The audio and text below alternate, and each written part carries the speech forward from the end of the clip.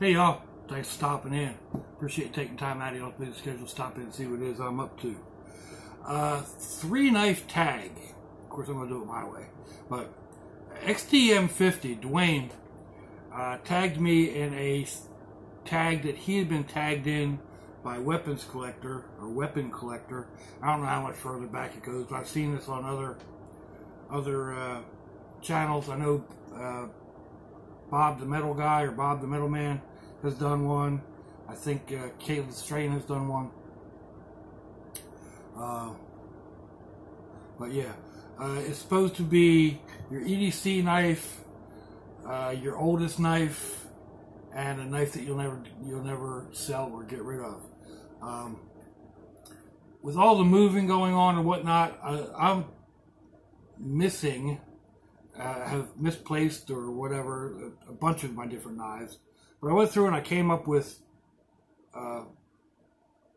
some of them. So anyway, for EDC, my main knife is usually this one. This is just something off of Amazon. Tac Force. I'll put a link in the description box. It's a gentleman's knife. I like the feel of it. I like the look of it. And it works nicely. So when I say EDC, this is not actually my everyday carry. Because I changed this out between 24 other knives. Ones that I do carry every day since I've gotten it is this Wenger. I think it's the Highlander. It has a screwdriver instead of a corkscrew. I use this a lot. Oh my! It's unbelievable how much I use it. And then it's got the sewing awl and a few other pieces. Flathead screwdriver with a bottle opener. Small knife. Larger knife, and a smaller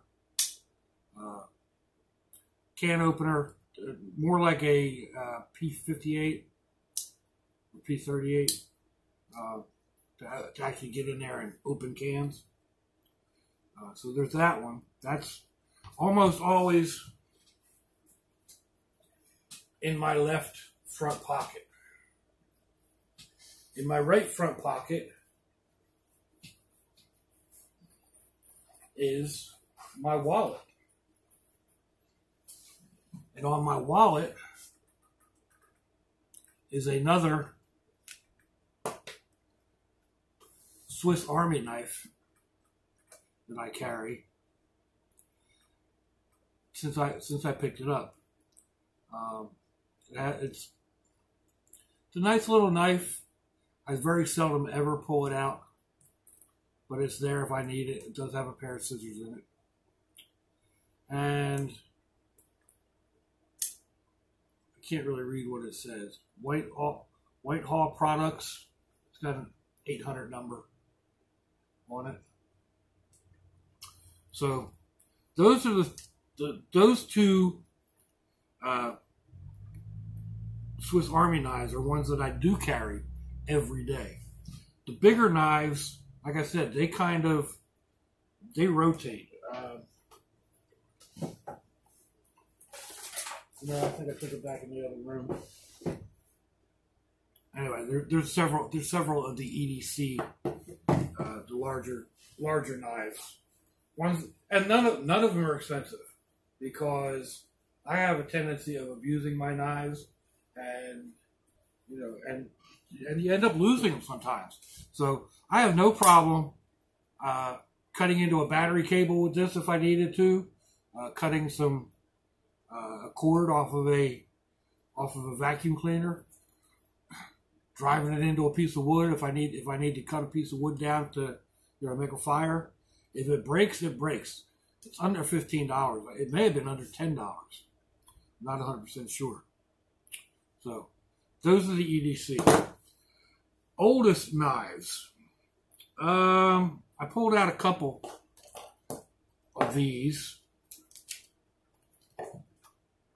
And one fits into a couple of categories. This one, I'm not sure. I can't make out the inscription on that. Maybe somebody can. It's got fairly nice. It looks like bone scales. I'm not 100% sure. And I'm not 100% sure where I got it from. I've had it for a long time, I think. But, you know, it's been ground down quite a bit there on that one blade. It looks like it was probably broken at one point.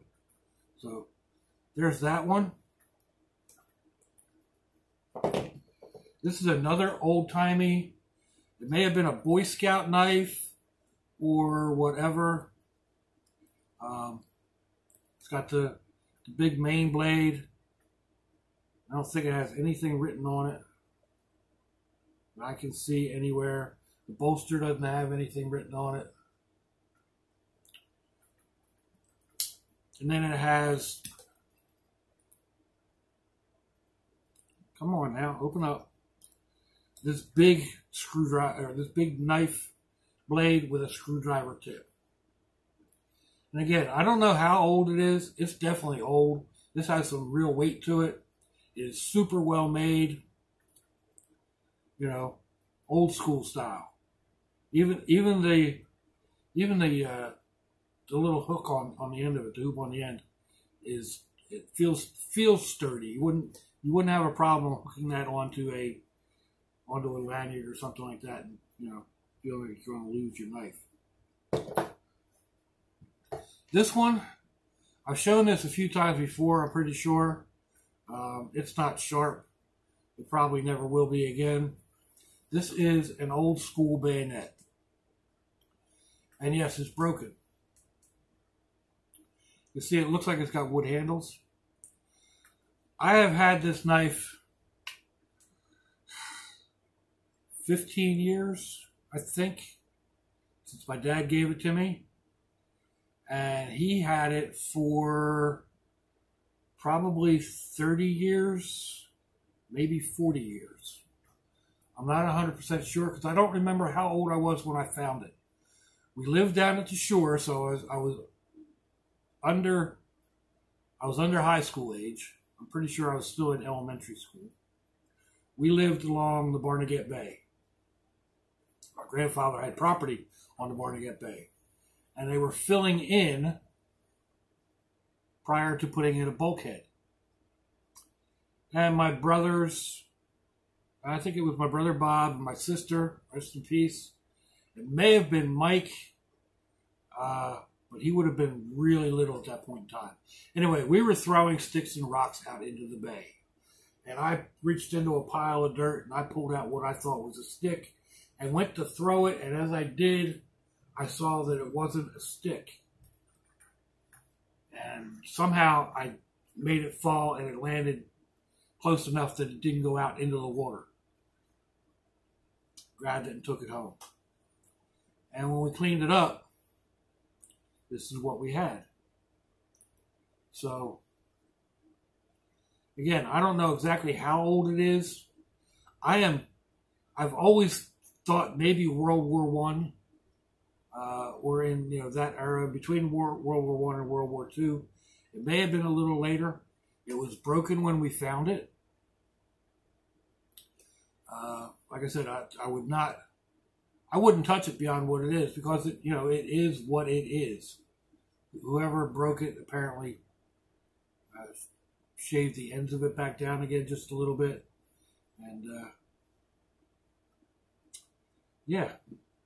So those would be my oldest knives. This one is also one, apparently, that I will never get rid of. I will pass this one down along with the story of it. And, yeah. Other knives that I will not get rid of. There are a few. Like I said, at the moment, I can't find what box I put them in or whatever. But there is this Kershaw. Now, I say I'll never get rid of it. if my brother asks me for it back, I'll give it back to him. I doubt that he ever would. I carry this occasionally, but yeah, a gift from one of my baby brothers, not Bob, one that you haven't actually met. So I don't know what model it is. It's a Kershaw. You know, it says it there too. It's a fun little knife to flip through. Let's see what it says on there. 1620 FL. Patented something design. I need another pair. Oh, I do have glasses here. Hang on. Not that they're going to help me a whole lot, I don't think.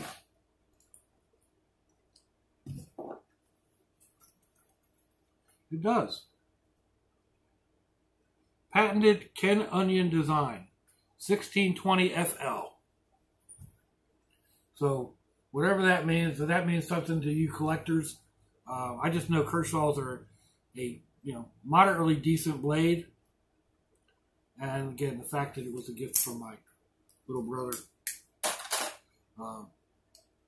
Yeah. So,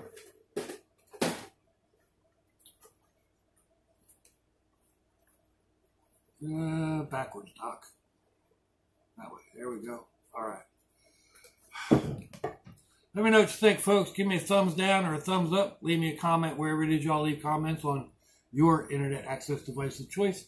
If you'd like to share me around on your social media, that'd be fandoculous. If you'd like to check me out on Facebook, Instagram, or Twitter, I'll have links in the description box wherever that happens to be on your device of choice. I'll also put links to similar videos. I'll link in XDM50's video and yeah, all that good stuff. So October, it is October of 2019. October is Breast Cancer Awareness Month. Breast cancer, while it's most prevalent in women, can affect men. It can also affect children. While it usually presents in the breast, it can present elsewhere, like in the lymph nodes, in your armpit, in your neck, down your groin. There's a whole lot of symptoms. Basically, if something doesn't feel right, and you know how your body feels. If you're taking a shower and you go to wash, you're like, ooh, what's that? Ooh, that doesn't feel right. Go see a doctor. You know, I know that's not easy for a guy to do. Trust me, I know, but it may save your life. If your loved ones are nearby, give them a kiss and a hug. If they're not, give them a call. Hit them up on Facebook. Let them know you think about them. Let them know you love them. We ain't promised tomorrow, people. We ain't promised your next breath. So I'll see y'all again. I hope you have a fandoculous day. Slunchy, y'all.